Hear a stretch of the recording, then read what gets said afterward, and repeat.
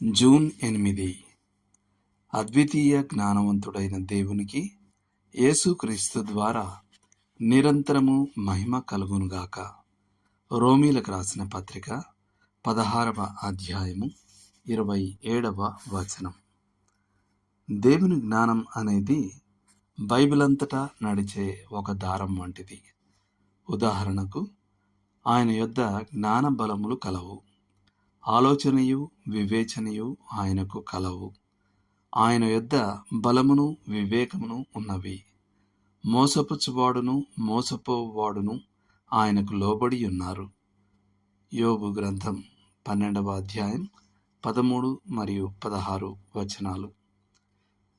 యెహోవా, నీ కార్యములు ఎన్నెన్ని విధములుగా ఉన్నవి! జ్ఞానం చేత నీవు వాటన్నిటినీ నిర్మించితివి. భూమి నీ ఆస్తితో నిండియున్నది. కీర్తనలు 104:24. జ్ఞానం వలన యెహోవా భూమిని స్థాపించెను. వివేచన వలన ఆయన ఆకాశ విశాలమును స్థిరపరచెను. సామెతలు 3:19. దేవుని నామమునకు యుగయుగములు స్తోత్రము కలుగునుగాక. జ్ఞాన బలములు ఆయనకే కలవు. దానియేలు 2:20.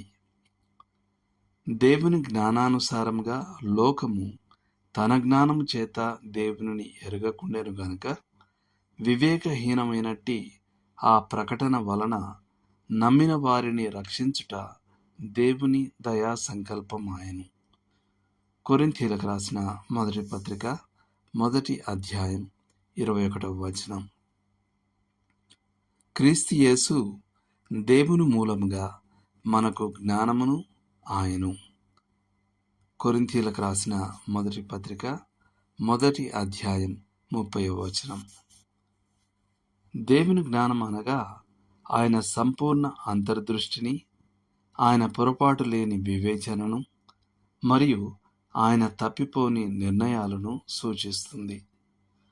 ఒకరు దీనిని సాధ్యమైనంత ఉత్తమమైన మార్గాల ద్వారా సాధ్యమైనంత ఉత్తమమైన ఫలితాలను ఉత్పత్తి చేయగల ఆయన సామర్థ్యంగా నిర్వచించారు. ఇది జ్ఞానం కంటే ఎక్కువ. ఇది ఆ జ్ఞానాన్ని సరిగా ఉపయోగించగల సామర్థ్యం. దేవుని క్రియలన్నీ ఆయన జ్ఞానాన్ని వ్యక్తపరుస్తాయి. ఉదాహరణకు, మానవ శరీరం యొక్క అద్భుతమైన రూపకల్పన దానికి గొప్ప సాక్ష్యంగా నిలుస్తుంది. దేవుని జ్ఞానం రక్షణ ప్రణాళికలో కనబడుతుంది. పాపం యొక్క శిక్ష ఎలా చెల్లించబడిందో, దేవుని న్యాయం ఎలా నిరూపించబడిందో, ఆయన కనికరం ఎలా నీతియుక్తంగా ప్రసాదించబడిందో, మరియు ఆదాము పడిపోకపోయి ఉంటే ఉండగలిగిన దానికంటే క్రీస్తునందు విశ్వాసి ఎలా మెరుగ్గా ఉన్నాడో సువార్త మనకు చెప్తుంది.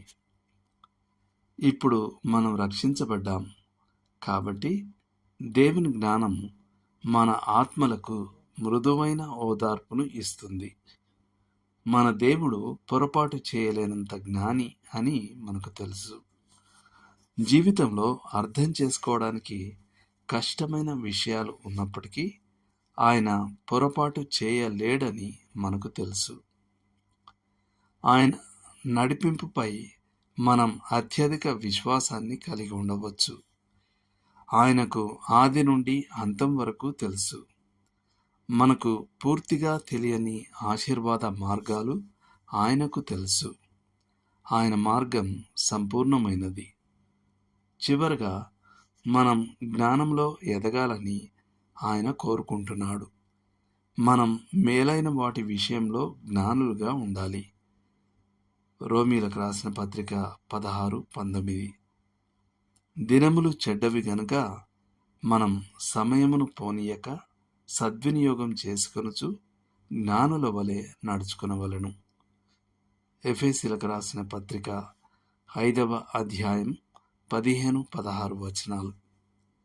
మనం పాముల వలె వివేకులై పావురముల వలె నిష్కపటులమై ఉండవలెను. మత్తయి 10:16. దేవుడు మిమ్మును దీవించునుగాక.